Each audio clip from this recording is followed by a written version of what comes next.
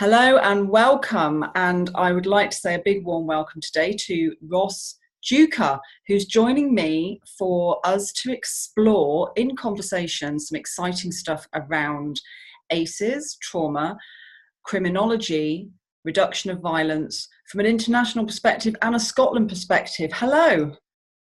Hi, good to meet you, Lisa. It's great to see you and great to have you on here. And as always, I'm just going to crack right on and get started. You were suggested to me as someone that would be really interesting to talk to, which was great. So I was really pleased when I had a look at your profile because they were spot on. You are really someone I'm keen to speak to. So I guess my first question for you would be, what's your relationship between adverse childhood experiences, trauma and criminology? Oh yes, well, I've done a lot of work over the years in working with young gang members, young people who are involved in territorial, recreational violence, and also in more recent times,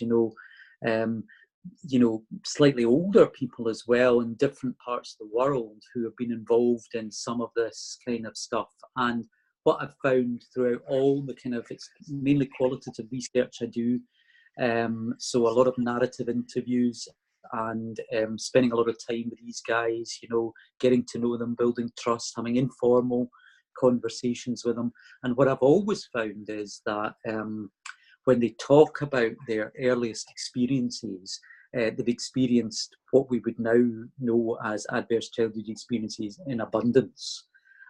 So issues to do with abuse of various kinds, neglect, the household dysfunction that the research tells us about, exposure to drug and alcohol abuse in the family home sometimes, or domestic violence, or parents who are, father absence is often a big factor, parents who have maybe been involved in criminality themselves. And so often, when they're talking about their own criminal activity, interspersed with that, they often talk about exposure to all of these things early in their lives. So there's just so many links, I think, there. Yeah, so when we think about risk factors, what we're seeing, because, in terms of how many protective factors and how many risk factors a person might have around them, what you're saying is what we would probably imagine or guess or know is that there are a lot of risk factors around those young people. And the other thing that I think is worth thinking about is about that need for belonging that we have, that kind of desire to connect, to belong, and what happens when we can't find that somewhere. Yeah, absolutely. I mean, I don't think we can ever get away from the fundamental cause of a lot of this stuff, which is always going to be, I think, about poverty, and structural inequality always lies at the surface, lies beneath all of this. But I think, in turn, that then stimulates a lot of these other risk factors they become exposed to early in life in the family home and in the community. And, an accumulation of those things can lead to, I never think that we should look at ACEs in a deterministic way, because I think, there are plenty of people who experience ACEs who don't go on to become involved in crime. But certainly, having an abundance of those ACEs, certainly is a big risk factor for future criminality, and also dependency issues that arise in alcohol and drugs and various other kinds of issues like that. It's one of those things that people get really confused about, don't they? They kind of, when they see statistics, for example, so one of my passions are around looked after children and the kind of statistics that they show up in. It's trying to help people understand, yes, there may be a prison population that's likely to have 40% of that prison population have been looked after. That is not the same as 40% of looked after people end up going into the prison system. And it's helping people differentiate between that cause and effect. In a sense, that data is only useful when you have a group in front of you that you're looking back with, rather than a group in front of that you're looking forward with. Have you got a better way of articulating that helps people?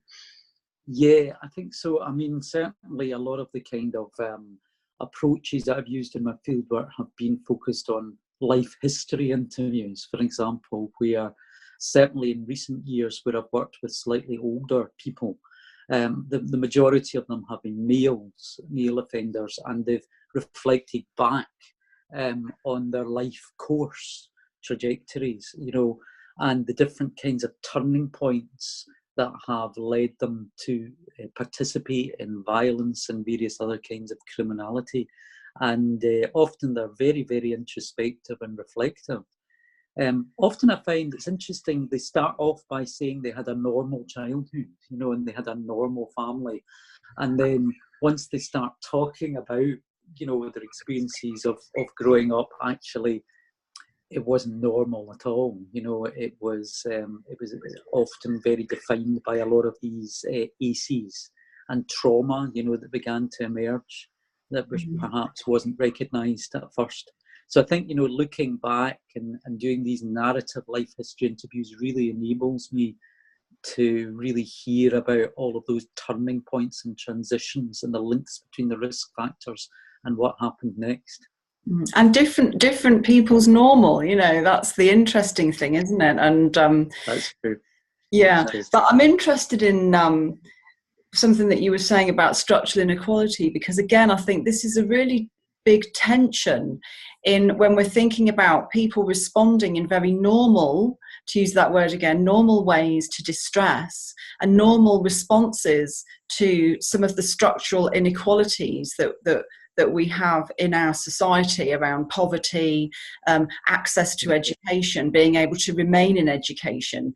There's a whole range of things that almost create circumstances by which people are going to have very normal responses to that we then pathologize, criminalize. Yeah. So how do we then work with those kind of tensions on a political level that help us look at the bigger picture while keeping the individual in place, but also looking at community and society as a kind of one of my slides of my show is like a Venn diagram, because all of those things have to be working together. And my fear is that actually often the society element of it hampers so much of what we can achieve with a person in their community. I mean, what are your thoughts about that?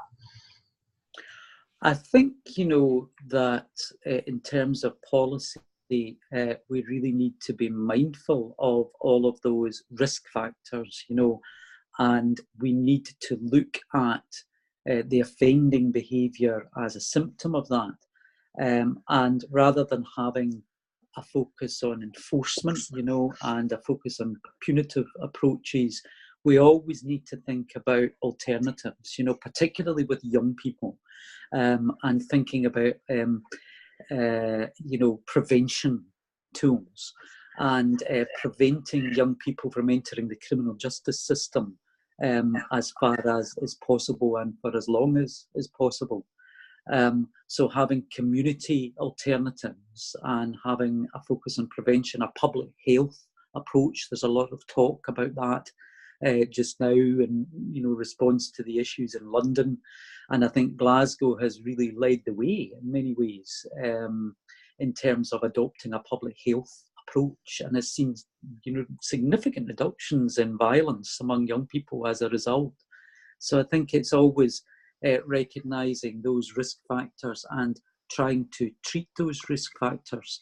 And really the only way we can do that is through education, I think, and through a compassionate approach to the kinds of trauma that these young people are often experiencing. And I think community-based interventions play a really important part. Youth work and community outreach work is almost always the kind of first point of contact for a lot of these young people. Yeah, and we know that youth work, certainly in England, has just been pared back to I was working yesterday in Hounslow, and there was a youth worker in the room, and I was like, yay, I haven't been in the room with a youth worker for a long time. Those services have just been so diminished. But just going back into Glasgow before we get also an international perspective from you, what are the key factors that have contributed to the reduction in violence? You know, what key messages are we passing, you know, we wanting to pass on to London in terms of how they might approach reducing violence? Yes. Well, I mean, when I look back, when I started doing the work that I'm involved in, maybe about 11, 12 years ago, and I was working with young people in the East End of Glasgow, you know, gang violence was something that occurred on a daily basis. You know, it was very unusual not to hear about a gang fight on a Friday and Saturday night, Sunday night, all over the East End of Glasgow. And now you very rarely hear about gang fights now. So in many ways, something has really happened in Glasgow. And I'm not saying that the issue is gone, because I think there's still lots of communities where there are territorial issues and there are still issues to do with gang violence and knife carrying. But I think one of the key things has been the work of the Violence Reduction Unit, for instance, that was formed around about 2005, and began to place a different perspective on things, where they adopted a public health approach and recognised that jailing our way out of the problem is never going to resolve this issue. And so it began to look at violence as a kind of disease almost that could be prevented and inoculated against almost, you know, if the right interventions are put in place at the right time. And so there's been a whole series of pioneering programmes, very much focused on multi-agency working, problem solving, education, as opposed to simply just responding through things like stop and search, or responding through locking young people up. And so I think that has been a significant factor in reducing the level of violence. And also, though, I think it's been the agencies on the ground, you know, that have in some cases worked with the Violence Reduction Unit, and in other cases independently, and those youth and community outreach agencies. So at one time there was about 55 recognised street gangs in the East End of Glasgow, for instance.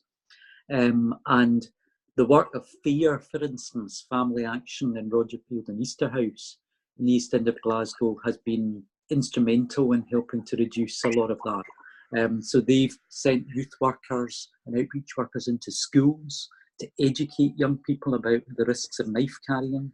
They do street work. They've done workshops for young people who are known knife carriers, and educated them about the risks. They've offered them alternatives in terms of summer programs, in terms of employability programs. And so I think it's those agencies day in, day out, working with young people on the ground, that have made a huge difference as well. And it's interesting, because everything you're saying to me strikes me as common sense. I've been around, you know, for nearly 30 years working with vulnerability, and it's unsurprising to me what your findings are. It's unsurprising to me what's reduced violence. Why is it then so difficult for people to move away from mad, bad or sad into a compassionate, connective response to distress?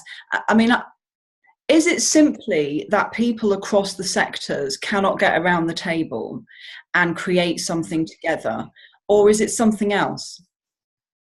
I think there's a bit of that. There is still a continuing silo mentality in a lot of cases. You know, the agencies don't connect enough, and I think that was one of the things that the VRU in Scotland managed to do for the first time, was to bring all of these agencies that had been working in Glasgow for years, independently of each other, but weren't sharing information, weren't coordinating their approaches effectively enough, and began to bring those agencies together round the same table and speak a common language.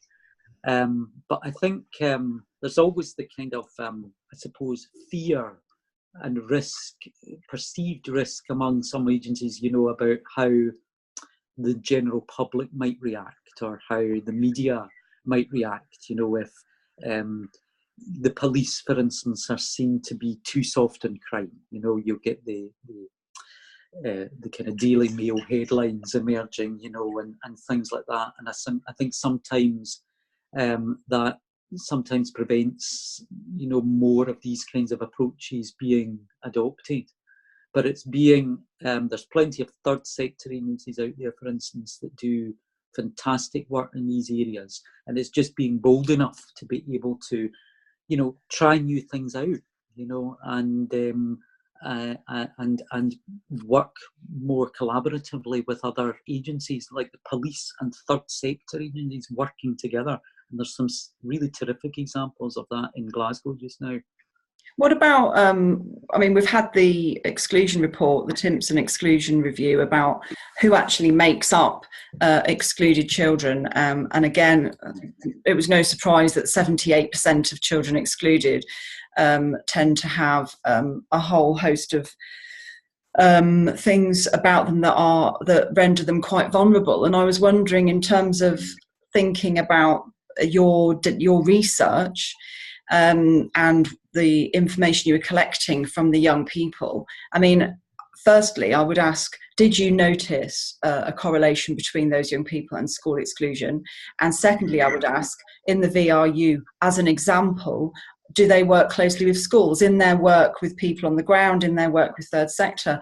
Are police working with schools in terms of supporting and helping disruption for those young people from entering into crime? Yeah, yes, I did notice a big correlation between school exclusion and offending behaviour. A lot of the young people that I've worked with talk about school in very negative terms. It's just, unfortunately, sometimes the one place that should be the one safe refuge for them, when everything else in their life is chaotic, has often been experienced as just another place where they feel that they are punished and excluded. And unfortunately, when young people are excluded and sent home, often, they're going back to, the same kind of abuse and neglect and that they face every day of their lives, so actually it's not the right thing for them at all. And so, yeah, I think some of them still talk about school being quite an authoritarian place, and a place where they're punished rather than included, and so there's a strong correlation there. I think there's lots of examples of good practice though in Glasgow. So the VRU, yes, does go into schools. There's a kind of mentoring programs, for instance, that Mentors Against Violence, and they work with young people in schools and in other settings. And also we have things like school campus officers, police officers assigned to schools that actually take quite a pastoral role, which is quite helpful sometimes in terms of breaking down some of the barriers between the young people and the police, for instance. And also youth and community agencies that go into schools and work with young people who are maybe experiencing disadvantage and difficulties. But the problem is that sometimes there's not enough joining up between the youth work agencies and the teachers. Sometimes the youth workers go into the schools and they work with groups of young people, they leave again, but there's not sometimes enough coming together of teachers and youth workers to learn a little bit from each other.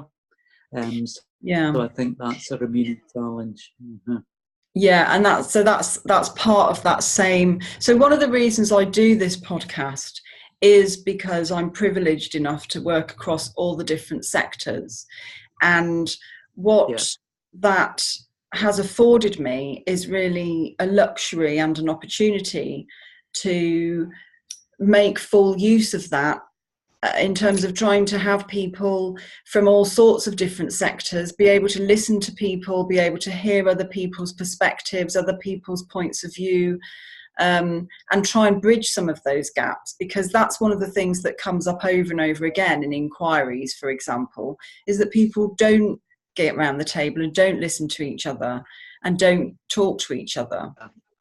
Yeah, yeah, absolutely. Yeah, and I think, you know, there's different kinds of values, you know, professional values associated with different, you know, professional groups, and it's sometimes difficult trying to break those down. I mean, a few years ago, for instance, I did a study looking at the role of youth work in schools, and found that there were, you know, the youth workers were doing great work, but unfortunately, sometimes some of the teachers that I interviewed weren't very happy because the youth workers, they felt, were too relaxed with the young people, and allowed them to swear in the class, or to have their phones out, or to sit in the end of the table, you know, and just have a chat, you know. And sometimes the youth workers thought the teachers were far too formal, you know. So there's a need for harmonising that a little bit, and for bringing them together and learning from each other, I think, sometimes. Yeah.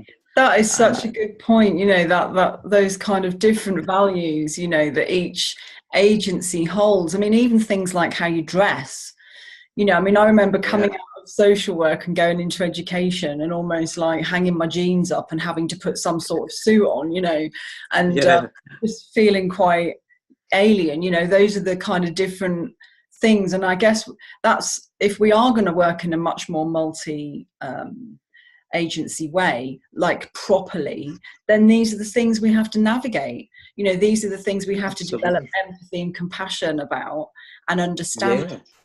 And in a sense, right. not sweat the small stuff. Yeah, well, I mean, I remember when I was doing the field work for my book on policing youth violence, where I was researching the SERVE initiative, the Community Initiative to Reduce Violence, by the VRU a number of years ago. And one of the things that was said there was, when they were bringing all these agencies together, one of the lead, you know, police officers in the initiative had said, you know, they had social workers, they had people from the NHS, they had teachers, they had police officers, and a range of third sector agencies around the table. And there was one particular day that somebody walked into the room, and they made the mistake of, they thought one of the police officers was a social worker, and they weren't sure who was from which agency. And that was at the point they said, well, we've arrived, we've achieved what we've been trying to do, because they were speaking the same language, and it was difficult to tell them apart. That's fantastic, and certainly a really useful guideline for people to think about. Well, how do you know when we're there? So I really like that. So just before we kind of move towards the end of our conversation, can you just tell me a bit about what you've been doing internationally? Oh yes, well, I have recently been working on a project that's become it was released as a book last year, on gangs and spirituality. So that has taken me into three continents of the world, actually. I've been working in Scotland again, but also in Denmark, in Los Angeles, in California, and also in Hong Kong. Wow.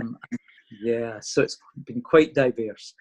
And so I've been working with male gang members, those who have been involved in gang-related criminality of various kinds, whether it's kind of recreational street violence in Scotland, or motorcycle gang membership in Denmark, for instance, or Crips and Bloods or Latino gangs in Los Angeles, or even the Triad gang culture in Hong Kong. So there were of various ages and lots of different types of criminality. But what I've been looking at is their involvement in intervention programs that have got some kind of spiritual connotation to them. And I use the word spiritual in its broadest sense. So in some cases, probably a minority of cases, it might have been a religious intervention, for example, in prisons, where they become involved in working maybe with prison chaplaincy services, or they become involved in converting to Christianity, or rekindling an interest in Christianity or Islam in some cases.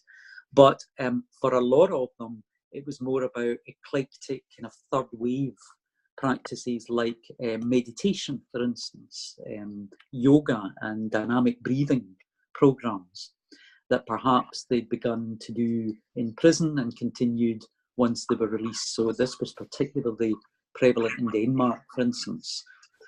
So I saw a lot of some of the kind of toughest, hardest motorcycle gang members now sitting meditating and finding that suddenly they have this calmness, they have this renewed perspective on life, and suddenly they have a tool that helps them to be able to deal with the issues of trauma that they've been experiencing for many, many years.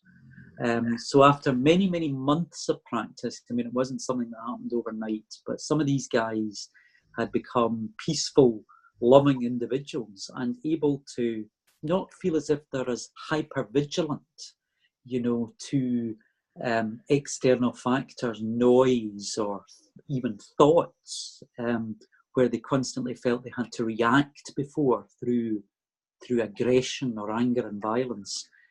Suddenly they're able to manage those experiences much more effectively. And ultimately that has led them to be able to desist from violence and criminality. Wow. I mean, that's incredible. I mean, again, it's not hugely surprising if you've, you know, been on a journey yourself of recovery and the things you've had to employ to move yourself forward. But talking about people who are so deeply entrenched in a particular lifestyle, so invested in it in a very tribal way, to be able to come out of that using meditation and mindfulness, that's amazing. And what you're saying is that they were introduced to that in the criminal justice system, and that's something I'm always talking about, which is, you know, why are prisons not operating from the basis of the trauma that they contain, and therefore starting a sentence is about a therapeutic intervention. And when you've got that kind of data that tells you very clearly that you can disrupt criminal behavior through using things like mindfulness and meditation, it beggars belief that it's not done, it's not used, it's not part of our criminal justice system. Absolutely.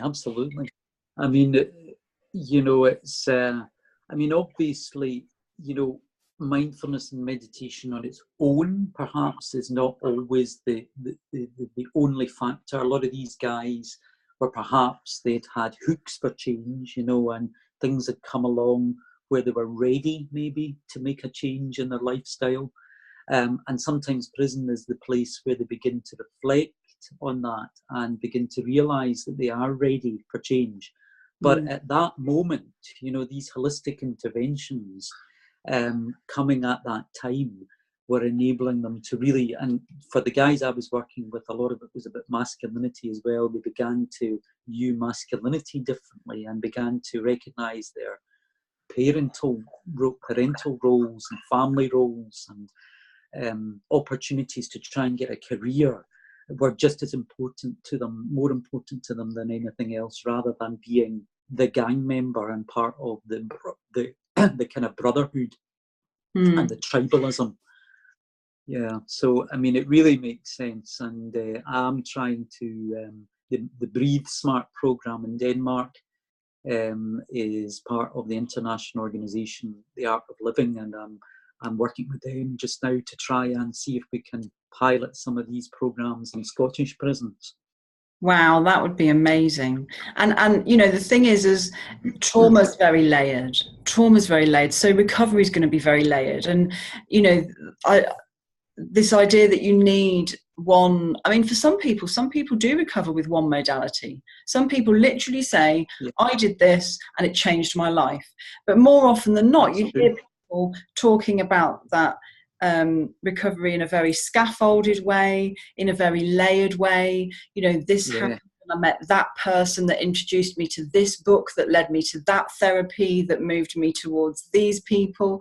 And there's all these different ways that if you looked back and tried to map out what actually worked, it would probably be quite hard to pull together. So, you know, I think it's great to hear you say that, you know, that it happened to be those people at that time that slotted into other ways of thinking and other things that had happened, and it created a fundamental life shift.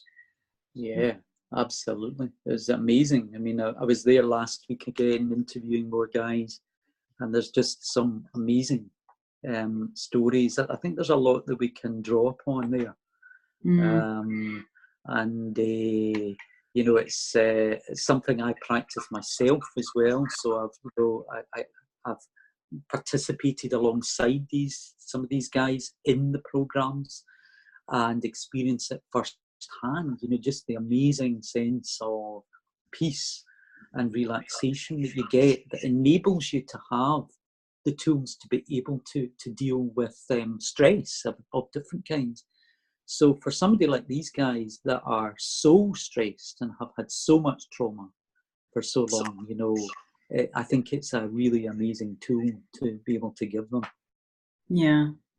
Well, I think that's a really great place to leave the conversation. Meditation in our prisons, which fits in line very much with my passion, which is that, you know, let's make prisons trauma aware. Let's make prisons understand that they need to have a whole range of things, but if they actually want to disrupt someone's criminal behavior, what they have to do is work with the trauma and have a therapeutic response to a prison sentence. But absolutely, that's the goal. Hey. But it's been great speaking to you. I hope you've had a nice time having a conversation. I have, Lisa. Thanks. It's been fascinating talking to you. Yeah. Brilliant. All right. Well, I'll put your details in the box below so that people can make contact with you when they want to. And you know, everyone's going to really enjoy what you've got to say. So I really want to hear how you get on with your project and how it goes in terms of bringing meditation and mindfulness to Scottish prisons. Okay? Thank you. Yeah. Brilliant. Okay. Thank you very much. Bye. Take care. Speak to you. Cheers. Bye. Thanks. Bye-bye. Bye-bye.